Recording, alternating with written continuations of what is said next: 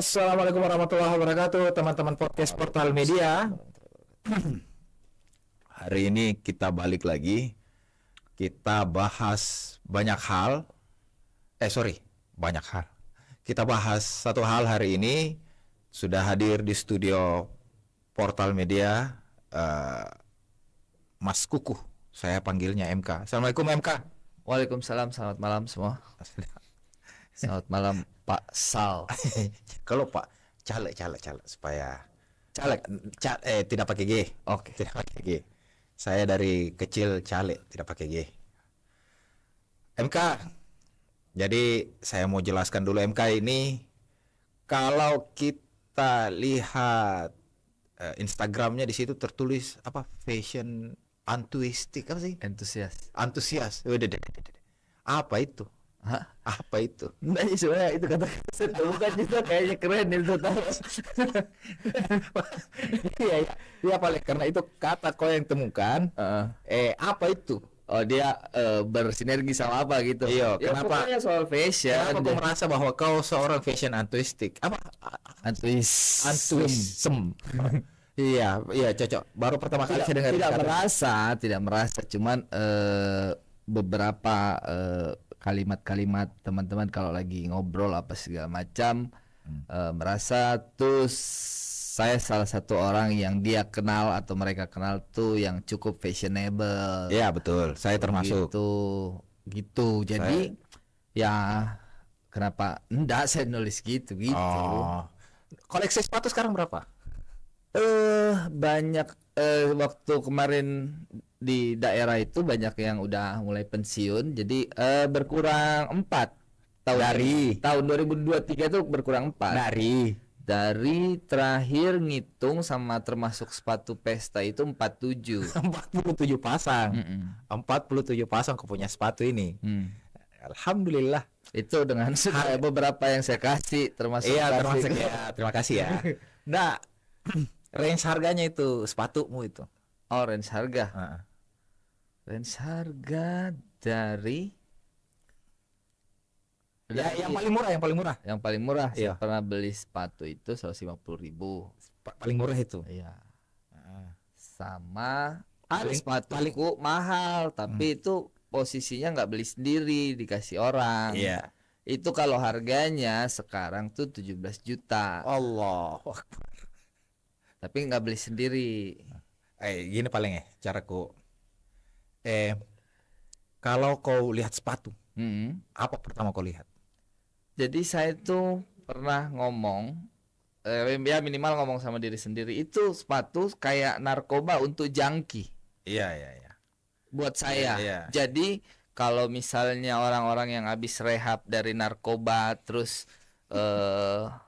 habis direhab keluar terus lihat narkoba itu kayak sakau. Nah saya tuh gitu tuh. Walaupun baru-baru kemarin datang sepatu yang saya baru order, terus jalan-jalan ke mall lihat sepatu lagi tuh kayak gitu. Bisa orgasme. Itu apa? Oh, iya makanya saya tanya kau ini. Kalau kau lihat sepatu ini, apa indikatornya ini bagus atau tidak buat kau? Itu selera sih. Jadi kadang kan dulu orang bilang pakai sepatu dengan warna ngejreng itu norak. Tapi hari ini kan kalau saya sih lebih ke mix and match. Jadi kalau kayak misalnya hari ini saya pakai topi hitam, terus bajunya udah hitam, tapi jangan hitam-hitam semua juga, nanti dikira lagi berkabung kan. Nah sepatu tuh saya kalau dia nggak menurut atasan, sekalian nabrak atasan. Bagaimana? Nggak, kalau maksudnya kayak hitam, terus kan celana pakai blue jeans kan? Iya. Blue jeans. Di bawahnya itu kalau kalau saya deh, ini bukan pakem nah, maksudnya bukan pakem. Bukan aturan ini. Iya. Jadi kalau udah hitam, bawahnya kalau nggak senada ya sekalian nabrak putih, kuning atau apa. Jadi biar stand out. Kita berpakaian tuh buat apa sih? Maksudnya beli mahal-mahal apa segala macam kan? Apalagi yang branded kan? Kadang untuk sebagian orang di Indonesia hari ini, kalau beli barang branded terus nggak ada logonya, itu kayak kurang afdol.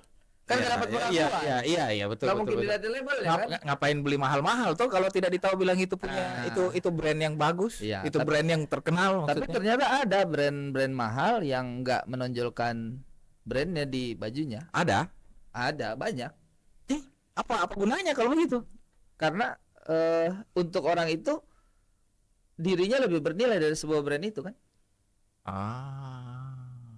Value dirinya tuh lebih di atas. Ini pertanyaanku. Barang-barang luar negeri selalu lebih mahal dari barang-barang dalam negeri?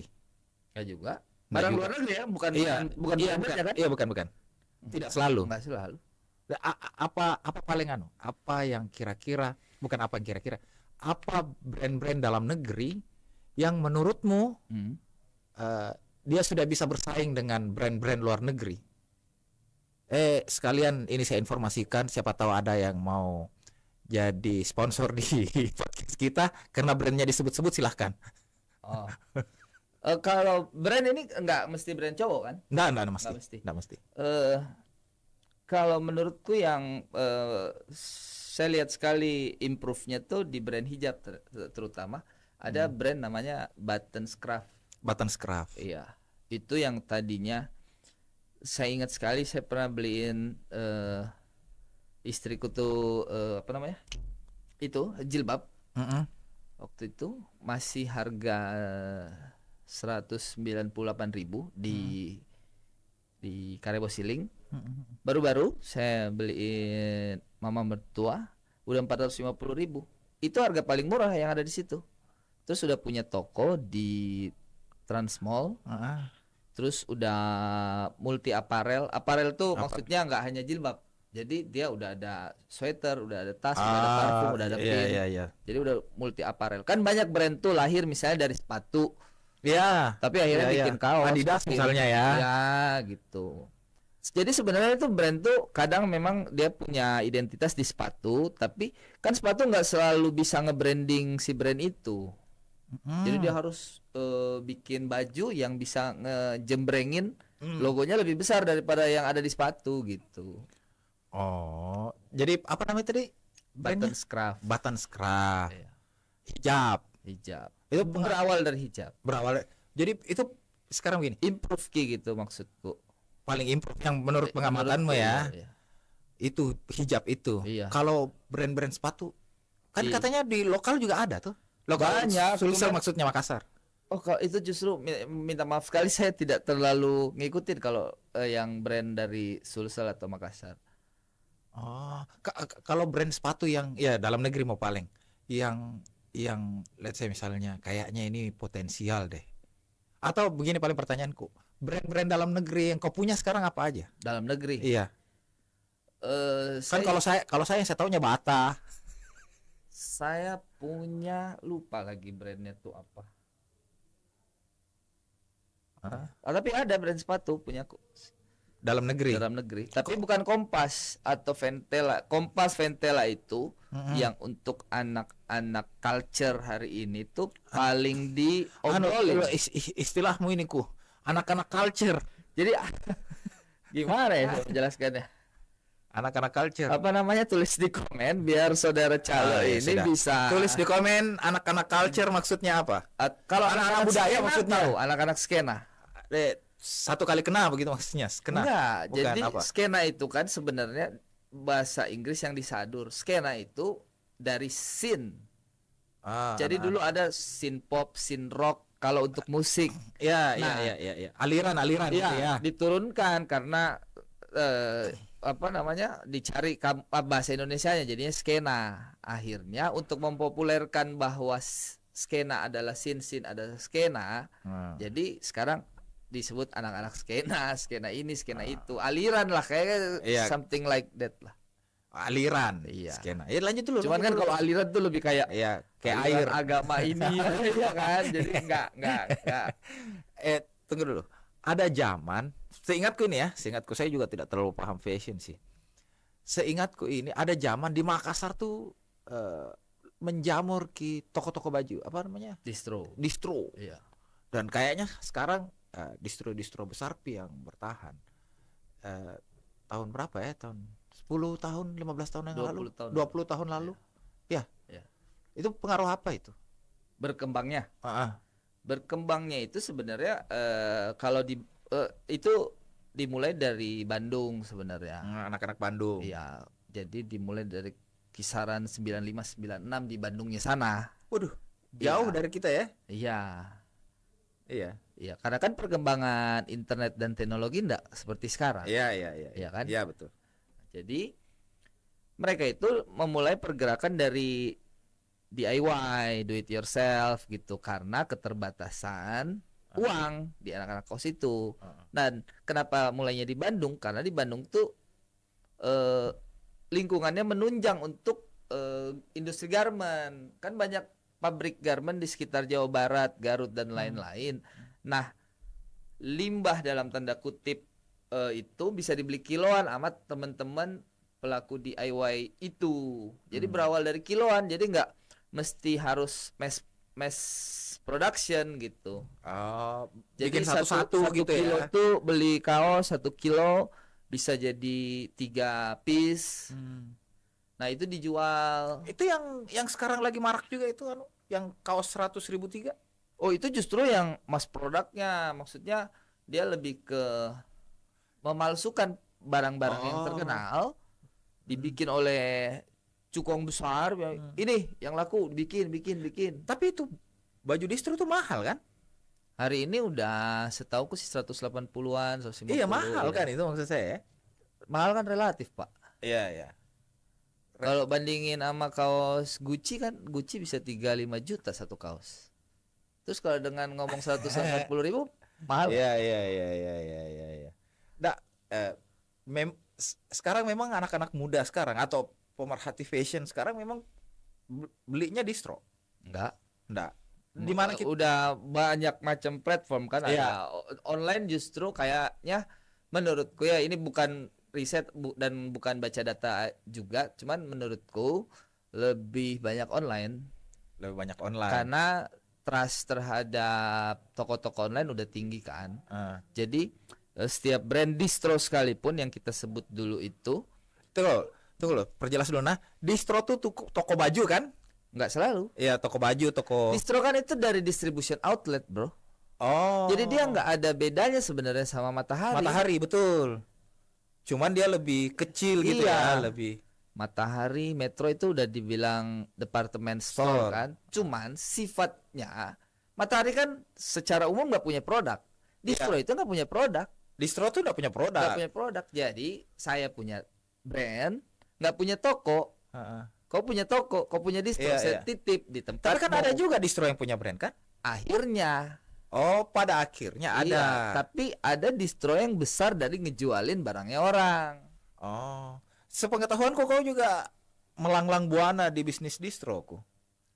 Di bisnis distro. Iya. Kau kan sempat punya distro, terus Ya, kerja jadi di dulu beberapa. sempat jadi pegawai, sempat jadi shopkeeper, terus jadi manajer distro, terus punya kesempatan dan rezeki bikin distro kerjasama sama brand teman dari Bandung. di bisnis distro itu kan pasti ada setiap bisnis kan punya tantangannya masing-masing toh. Di bisnis distro tuh apa tantangan paling ininya? Apakah karena dia fashion dan cepat sekali berkembang? Misalnya agak repot mengikuti. Kalau yang punya distro tuh tantangannya supply dari clothing yang nitip ke kami. Tantangannya itu. Jadi kalau si clothing itu punya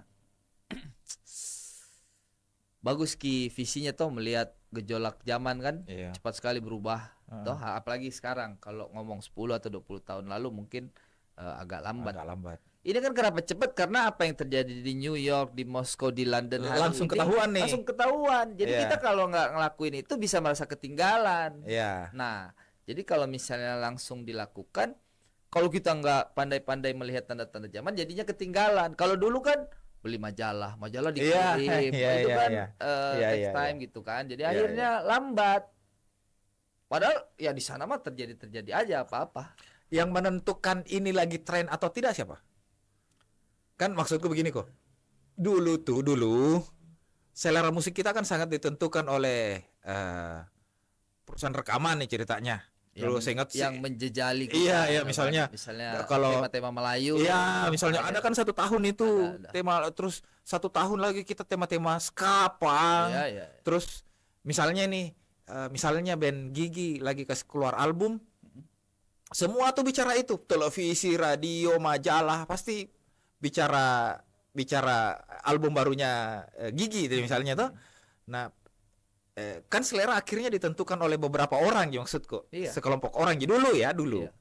Nah, sekarang ini kan sepertinya tidak seperti itu, Ji, maksudku. Tidak tidak semua orang punya seleranya masing-masing. Iya. Iya. Iya. Tapi maksudnya kalau pertanyaanmu adalah siapa yang menentukan ini? Sebenarnya itu memang tetap kiblatnya di barat sana. Jadi di barat sana misalnya kalau yang sering kau dengar itu Paris Fashion Show. Show, Iya, terus Milan, setiap kota-kota itu bikin. Itu kan seasonal key. Nah, yang kemarin buat anak-anak. Ada lagi nih satu kalimat, anak-anak hype beast. Mate maki. Anak-anak hype beast. Anak-anak hype beast, orang yang naik bus. No. Oh, bukan. Hype beast. Oh, beas. Oh, kejam. Jelek. Tapi itu dalam satu Satu kata, bukan iya, bukan hype. best. Bukan. Ya apa itu hype beast itu apa itu? Ya, hype Ini beast istilah-istilahmu ini ku. lebih di skena hip hop, rap. Ya, oke, saya paham. Mungkin hari ini kau pernah dengar namanya orang kalau pakai baju kaos tuh oversize. Iya, Yang baju besar-besar. kebesaran. Iya. Dan itu yang benar itu beli size S memang akan udah oversize. Jadi bukan kau misalnya pakai L kau beli double XL supaya gede-gede, iya, enggak. iya. Memang Jadi sekarang udah dibikin emang udah besar gitu. Iya. Di Uniqlo itu udah jual itu. Udah jual memang yang oversize. Enggak apa-apa kan sebut brand. Boleh. Ini kelas siapa tahu mau. Lebih mau mancing. Terus belum ada placement. Iya, nanti sedikit lagi lanjut. Ini lebih ke apa nih? Oli. lanjut. Jadi Di barat sana. jadi waktu anak-anak hypebeast tuh kiblatnya tuh ke Kanye West, mantan suaminya si Kim Kardashian. Iya, Nah, dia bikin juga brand namanya Yeezy. Oke. Yeezy. Easy. Easy. Gampang. Bukan Yeezy. Aduh. Oh, apa ini? Itu kalau apa selain pengetahuan fashionmu terbatas, pendengaranmu juga terbatas. Ya? Gizi. Itu buat makan siang gratis. Oh iya, lanjut. Nggak masuk ke sana orang. Lanjut. Kok mancing lagi? Lah. Jadi Kanye West bikin brand namanya Yeezy. Yeezy. Yes. Oh, Y-I-Z-Z-Y. No. Bukan. Y-E-E-Z-Y. Oh, iya. Yeezy. Bener gak sih? Ya pokoknya gitu Yeezy. Iya. Nah, dia sempat kerjasama sama Adidas. Bikin. Iya. Jadi pokoknya jadi subculture. Ada lagi nih subculture. Subculture itu bukan culture sebenarnya, maksudnya kayak anak hip hop tapi ada subculture-nya gitu. Sub. Jadi kayak sampingan gitu loh.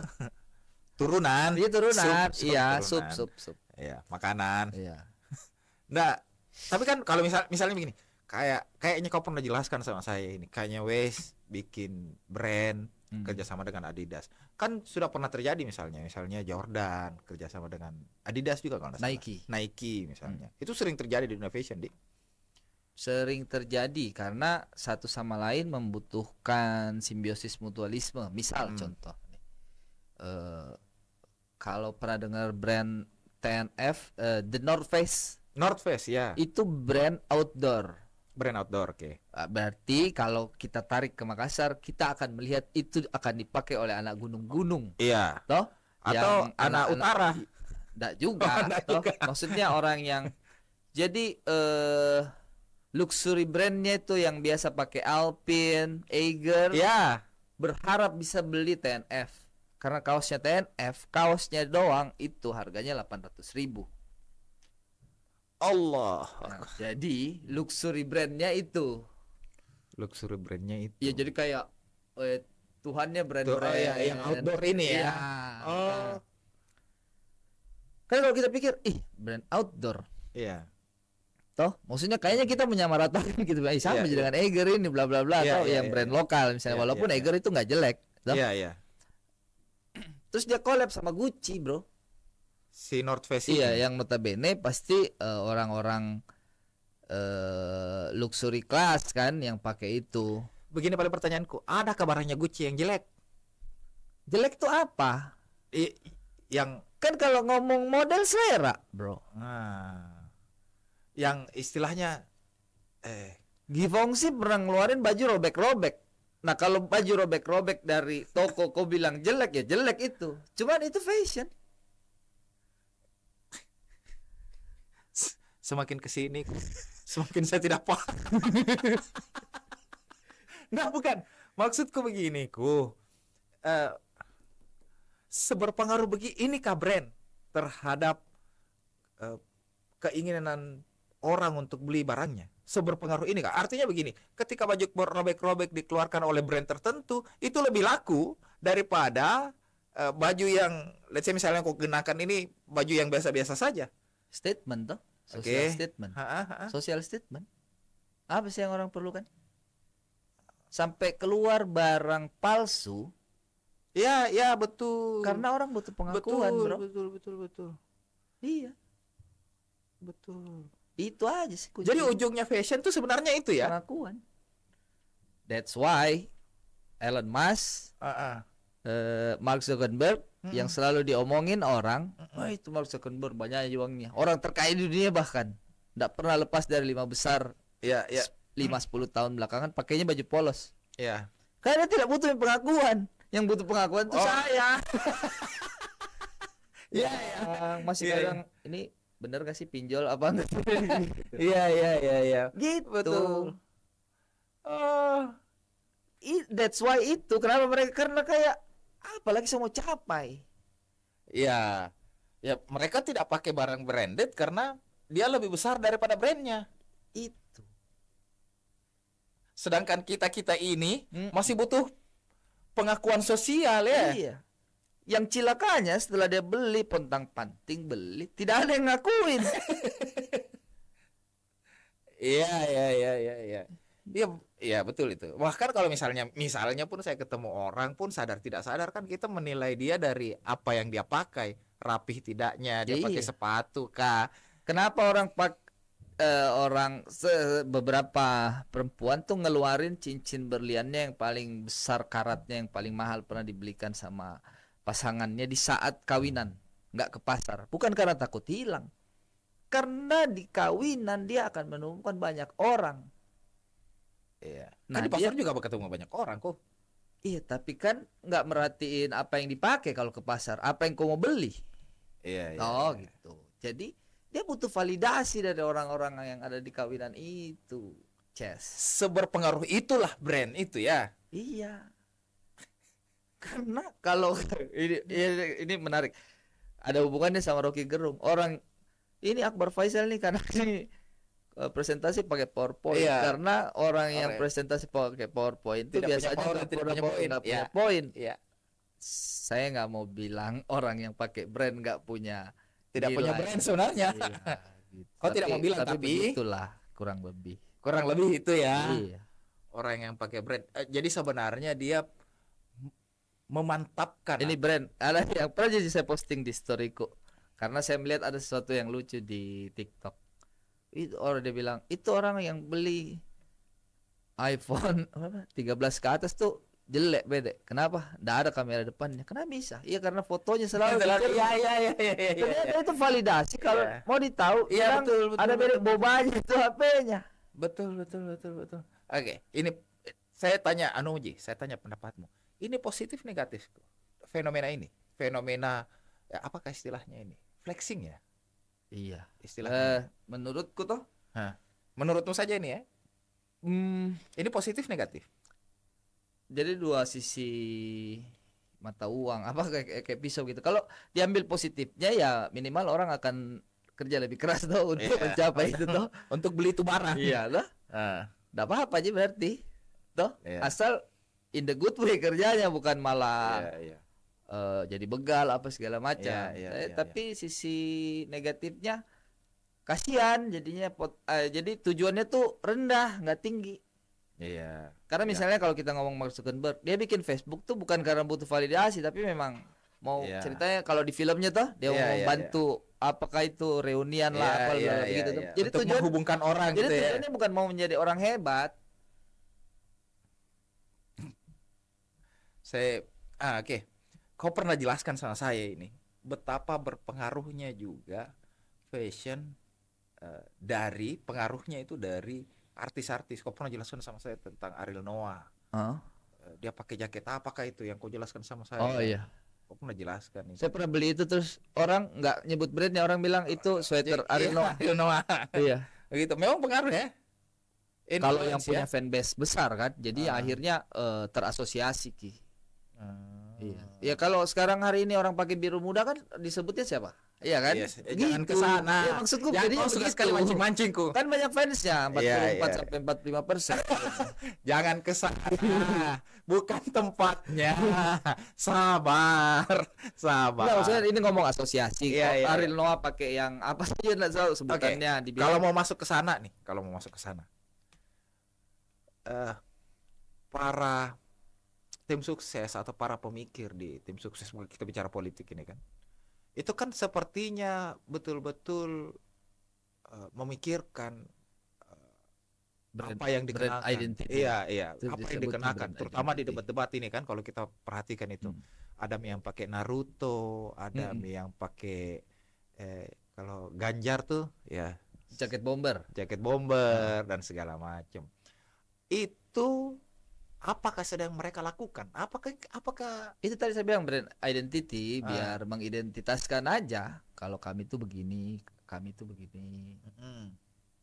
itu saja sebenarnya? Iya, yuk, enggak lebih dari itu. Nggak lebih dari Karena kalau mau dibilang jaket kan- bombernya Ganjar, di dalamnya tuh banyak pesan-pesan, ada mie satset, ada mie apa, kan kecil. Nggak kebaca juga kalau sepintas lalu. Iya. Tapi kan maksudku pasti dia lihat ini dulu toh, dia lihat pasar dulu toh untuk jadikan itu identitasnya. Kalau kita bahas lebih spesifik, kalau Ganjar menurutku pakai jaket bomber udah lewat karena dulu Pak Jokowi juga pakai itu. Iya betul. Terus langsung booming. Iya betul. Jadi nggak manfaatkan Terus, momen, justru bukan musimnya juga. Naruto karena banyak yang bilangi Gibran dan memang Gibran sendiri suka Naruto. anime. Oh.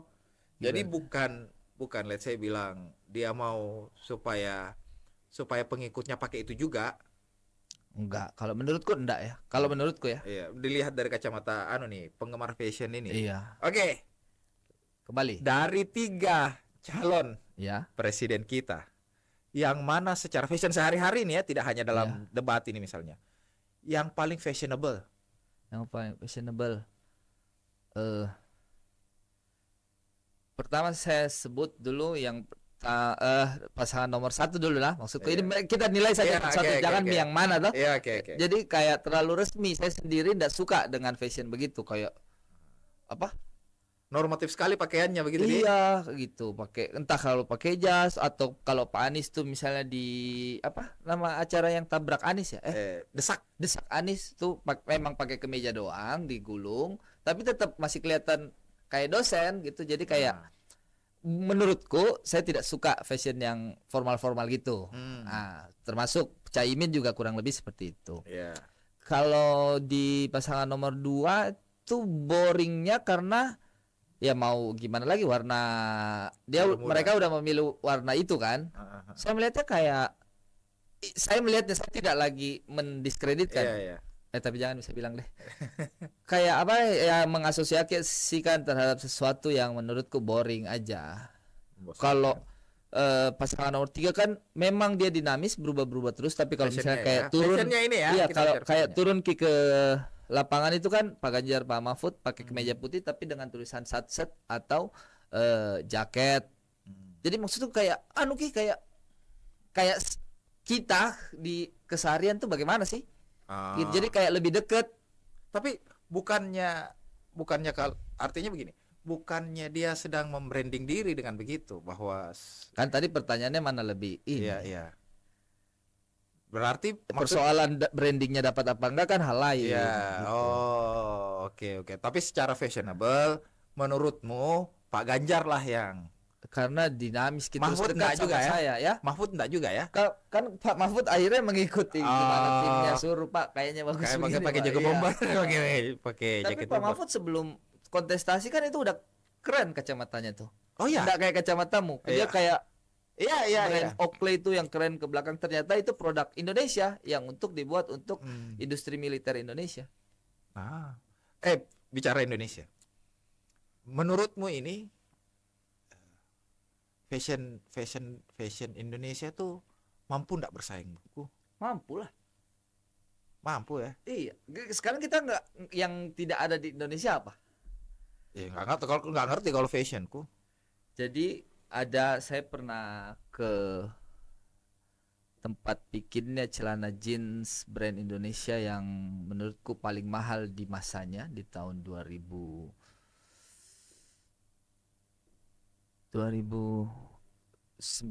itu ada namanya PSD, Peter Says Denim.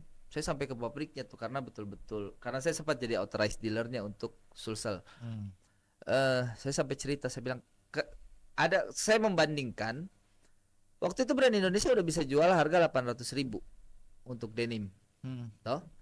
Terus saya tanya si tukangnya, bilang apa sih kelebihannya denim luar negeri yang brandnya namanya Nudi yang bisa jual 12, 15, 18, ada yang 3 juta dibanding brand kita, produk kita. Sebenarnya nggak ada yang salah, maksudnya tidak ada bedanya Secara kualitas. Iya, tapi memang secara regional atau negara atau pengusaha Italia sana berani membeli kapas dengan kualitas grade AAA, triple A. Dengan memang harganya memang lebih tinggi. Dan itu harga itu tidak bisa diserap dengan industri kecil kita di Indonesia. Nah lucunya kadang tuh bahan bakunya diambil dari sana, diambil dari sini, dari Indonesia, kapas grade A-nya, mereka kelola dengan alat pintal yang paling mutakhir, terus dikirim lagi di sini. Berkali-kali lipat lah harganya. Dikirim ke sini tuh belum dijual biasanya, masuk ke pabrik kita. Kita hanya bikin karena ongkos produksi kita murah.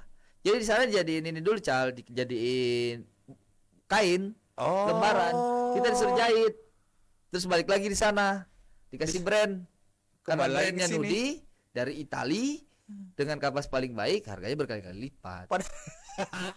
Padahal kapas dari kita, ya, yang bikin kita di sini, ya. Terus dijual ke kita lagi. Iya. Oh gitu. Iya, gitu. Yang kurang di Indonesia menurut baru saya mau nanya brand awareness. Oke. Kita tuh terhadap brand Indonesia. Apa masalahnya? Maksudku begini, kalau brand awareness-nya kurang berarti promosinya kurang. Tidak, jadi kayaknya itu penyakit turun temurun atau penyakit yang dari sana-sananya, dari kayak orang-orang tua tak. Jadi penyakitnya tuh kayak kalau bukan brand luar nggak dihargai. Kan muaranya ke dihargai nak kalau pakai betul. Kau tidak sedang memantapkan status sosialmu kalau bukan merek ini kau pakai. Kau ini anaknya nak, masa kau Iya. Kayak mobil aja ya. Jadi akhirnya ke sana-sananya makin besar, makin tidak mau pakai made in Indonesia atau brand Indonesia. Tapi bisa kok menurutmu? Bisa. Itu kisah terjadi di PSD dan itu di lingkungan terdekatku sudah tertipu, bukan hampir tertipu, sudah tertipu karena namanya nih Peter Says Denim. Itu udah sengaja. Namanya Peter Firmansyah yang aslinya. Iya. Maksudku dia sengaja barat-baratkan brandnya kah? Ya kan banyak brand barat-barat. Iya enggak, maksud saya apakah memang dia sengaja dia kasih jadi kan kayaknya memang kalau yang bahasa Inggris lebih keren. Iya benar. Sengaja lah ya. Peter Firmansyah. Iklannya kau tahu kan zaman dulu tuh siapa misalnya kayak brand Ariel Noah yang iklan langsung kan ketebak berarti brandnya dari Indonesia. Nah Peter Says Denim ini dia pertama kali brand dari Bandung, dari lokal Indonesia yang bikin modelnya dari orang bule, entah cewek entah cowok, dengan kalimat apa segala macam, enggak pernah tulis itu bahasa Inggris tuh. Iya. Ini orang-orang di sekelilingku, wah keren ini Peter Sesden ini. Ada yang bilang dari Eropa, Norwegia, sama ada yang bilang. Padahal Indonesia. Iya, berhasil Ki. Itu dikejar-kejar, merasa worth it membeli 800.000 karena PSD. Di saat brand lokal di hari itu paling mahal jual denim selvage cuman dengan harga 250.000. Saya ingat sekali waktu zaman itu Airplane bikin denim selvage 250.000 itu udah mahal sekali dirasa. Tiba-tiba datang ini PSD dengan gara-gara dia bikin modelnya dari cowok keren, cowok six pack pegang gitar, pokoknya keren lah. Memang artnya keren situ. Dia bikin promosi. Tapi bule toh. 800.000 dianggap murah, kebeli lah gitu. Di zaman saya sebelum jadi authorized dealer, belanja online terbesar kedua se-Indonesia setelah Medan, ini berdasarkan data, itu adalah Makassar.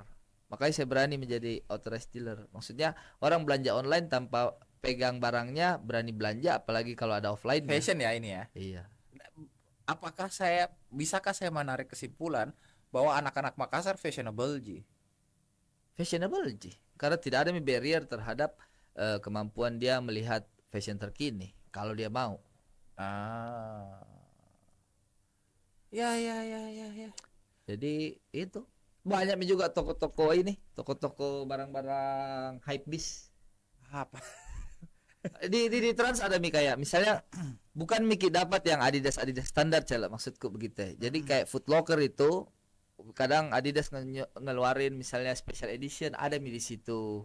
Kalau biasanya toko Adidas yang reguler tidak jual di Foot Locker, yang di Trans itu ada Fans juga baru buka toko ininya, toko resminya. Jadi lengkap Ini, saya tahu kau salah satu kerjaanmu adalah kerjaan sampinganmu, saya enggak tahu. Yang cool saya Duitnya bikin jalan. Nah, ya. Kerjaan sampinganmu itu cakar. Ngetrif hal baru saya mau ngomong itu. Bahasa kerennya thrift. Dan sepertinya saya enggak tahu pasti, sepertinya barang-barangmu laku yang kau pilih-pilih. Sepertinya ya. Ada juga sih ya. Ada juga iya. Tapi kalau saya perhatikan sosial mediamu, kita ngobrol-ngobrol, sold dan segala macam. Apa parametermu untuk bilang ini barang bakal laku? Apa dalam pikiranmu gitu? Ini barang laku deh. Ini tidak. Kan milih-milih itu toh? Maksudku kan kalau saya sih sudah pertanyaannya.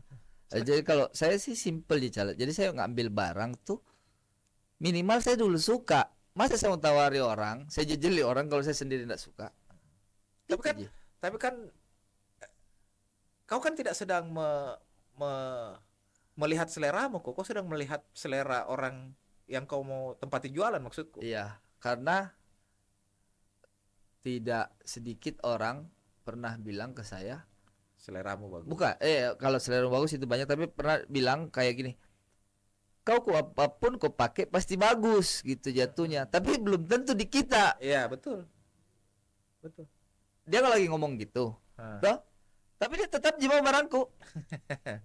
Jadi maksudku itu nilai plusku. Jadi kalau misalnya apalagi barang yang bisa saya try on, maksudnya saya coba, saya coba, terus saya bikinkan video saya lagi pakai, makin lebih cepat laku biasanya. Iya. Jadi pokoknya kau suka saja, kau jual. Karena tapi kan kalau cewek, barang cewek paling banter tas, nggak pernah kak beli dress cewek. Sepatu misalnya, kan sepatu juga ada. Sepatu cewek kan, ya saya suka kalau sepatu cewek karena saya suka. Gitu ya? Iya.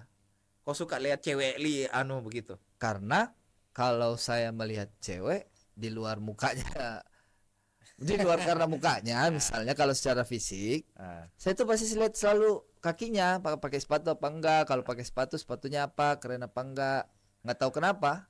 Dan ini saya bilang sama istriku pernah. Kenapa kau nge-thrift? Oh dulu. Sekarang ini kenapa? Itu asal muasalnya itu karena saya pernah dikirim kerja di suatu daerah di Kalimantan Utara yang memang kayak gudangnya cakar. Bagus enggak prospeknya? Karena kan prospeknya kalau prospek long termnya tuh susah dibilang bagus karena secara aturan memang dari zaman zaman saya masih SD, setahuku memang itu cakar dilarang Ya. dengan alasan Tapi kan katanya ada bawa penyakit. sampai ada bazarnya di mall-mall ada tuh kan? Iya. Ngomol tuh. Siapa yang Bilang ngomol? iya. Siapa yang ngomol kira-kira? Allahu alam biswa. Saya mau tanya ke siapa yang ngomol. Saya tanya kok. Nah, maksudku saya kalau kalau kalau dengan fenomena bahwa sampai ada, let's say misalnya ada festivalnya di mall-mall dan segala macam, kan harusnya bisa jadi indikasi itu menjanjikan kok. Iya, tapi nggak tahu yang ngelarang tuh. Siapa yang larang tuh? Pemerintah ngomong aja. Menterinya udah. siapa yang ngomong gitu? Allahu alam, saya enggak tahu. Menterinya itu namanya Zulkifli Hasan. Menteri Iya. Perdagangan. Iya. Nggak tahu kenapa dia gitu. Oh, oke. Jadi yang dia Jangan mancing-mancingku. saya bilang saya tidak tahu kenapa dia bilang gitu. Jadi ini ada yang menarik. Saya jelaskan sedikit ya soal Iya, silakan, pernyataannya ini Pak Zulkifli. Jadi dia bilang perdagangan ini merusak industri UMKM atau UKM dalam negeri, Iya, khususnya untuk sektor garment. Oke. Katanya banyak yang tutup Mm-mm. gara-gara cakar, Iya. gara-gara barang thrift atau barang second. Heeh. Coba misalnya saya pernah lihat datanya, kita kasih hilang variabel cakar toh, Heeh. jumlahnya ini yang mempengaruhi.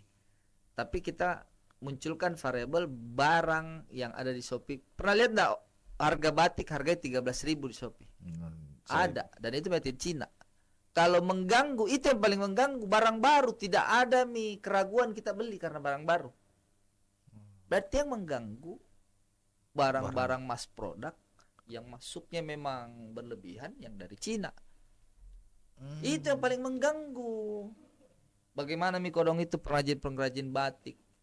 Itu kan harga kaos atau apa, jangan 13.000 lah, berapa di 20.000 mau balik kaos. Itu kan kalau saya bergaul di teman-teman clothing di Bandung itu, harga itu tuh kayak harga jatuh dari langit. Oh iya. Harga jatuh dari langit. HPP kita jualan distro itu hari ini 60.000 harga pokok produksi. Jadi kalau ada yang bisa jual dengan untung berarti 20.000, kan jatuh dari langit itu barang sama waktu dia bikin. Iya benar. Nah kalau mau dibilang mengganggu itu cakar, yang orang buruh, yang orang jual di bazar itu barang-barang branded dicala. Branded tuh saya masukkan kategori termasuk Uniqlo, Levi's, apa segala Zara dan lain-lain itu. Itu yang mereka jual, itu yang mereka buru dalam satu bal. Dalam satu bal itu paling besar itu 30% yang mereka bisa selamatkan. Kalau di percakaran itu ada disebut barang kepala, barang leher, barang badan, barang kaki, sampai dibilang kotoran yang tidak bisa dijual, entah dia kecil, robek, kotor, gitu.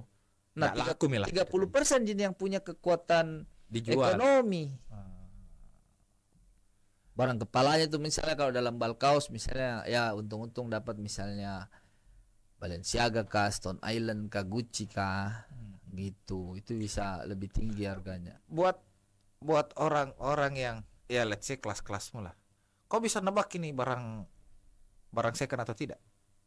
Ketika Enggak orang lah, pakai, enggak ya? lah. Atau gini deh, bisa enggak kau tebak itu barang-barang KW atau tidak? Enggak juga. Enggak juga. Kalau hanya lihat toh, Heeh. enggak juga. Harus diperiksa di. Iya. Apanya diperiksa itu? Ya mulai dari bahan, banyak sih, banyak indikator tergantung brandnya. Oh begitu. Iya. Jadi memang orang Dan kadang itu brand misalnya dia bilang sekarang kita bikin authentication tuh dari sininya ya. Tahun depan tuh dia bisa bikin berubah lagi. Karena kan misalnya bikin oh begini paling aslinya, yang palsu bikin. Terus dia lari lagi. Loh, karena banyak bilang palsunya yang ini dia lari lagi. Bilang hari ini saya tidak bikin yang begitu nah. Yeah. Yang begini sekarang saya bikin. Diikuti lagi. Jadi kayak kucing-kucingan ki. barang KW itu. Iya. Tapi indikator brand besar menurut teman-teman fashion Dan pengalamanmu? iya, kalau kau sudah dipalsu dan brandmu itu sudah dipajang di Popis Bali, berarti besar brandmu itu. Oh besar khawatir gitu karena pemalsuan itu dari Zimbabwe sampai Azerbaijan itu terjadi ji. Kok perkembangan fashion kita di Indonesia ini kok Asik berada di titik ini tuh ceritanya tuh. Iya. Bener nih. Perkembangan fashionnya. Bener nih, maksudku bener tuh memang kita sudah di titik ini Mi, atau sebenarnya kita masih bisa punya potensi, tapi ada aja yang halang-halangi, kebijakan pemerintah lah, Iya. apalah. Kalau saya butuh dua dari sisiku toh, sisi dua. Maksudku memang pemerintah, dan itu peranan pemerintah. Karena kita teman-teman sudah cukup banyak berbuat nih. Yang pertama adalah pajak-pajak untuk kayak yang baru mulai ataupun yang sudah mulai established kami dulu dipajaki. Oh begitu di. Iya. Sama minta pemerintah boost, entah dari sisi permodalan, tapi kan kalau permodalan tuh kayaknya apa di lingkaran setan ki. Misalnya mungkin minta modal, dia bilang ada di produkmu, padahal orang baru mau mulai. Sama mau melamar kerja. Mau melamar kerja baru lulus kuliah, dia bilang ada pengalamanmu. Bagaimana caranya? Bagaimana caranya saya berpengalaman kalau kok kena terima enggak? gitu. Jadi kalau dari sisi permodalan mungkin ya itu debatable menurutku, tapi pemerintah bisa mensupport dari sisi promosi. Promosi kan bisa macam-macam, maksudku misalnya pemerintah kerjasama sama stasiun TV atau mendanai misalnya influencer untuk mengiklankan sebuah produk yang dianggap strategis dan andalan. Yang kurasi bisa dari lembaga apa saja. Iya. Pariwisata tapi kayak minimal apa? hadir ke pemerintah, tidak bilang kita akan mendukung. Ini dukungnya dari segi apa? Tapi maksudku ini yang saya cerita adalah menurutku yang konkret gitu loh. Gitu. Oke kok. Nggak terasa waktu lama ini. Lama nih kita bicara ini, Cak. Iya kan? Iya. Oke. Terima kasih sudah hadir. Jangan kita tolak kalau saya undang lagi untuk podcast. Apa lagi nanti bahas? Nanti gampang itu.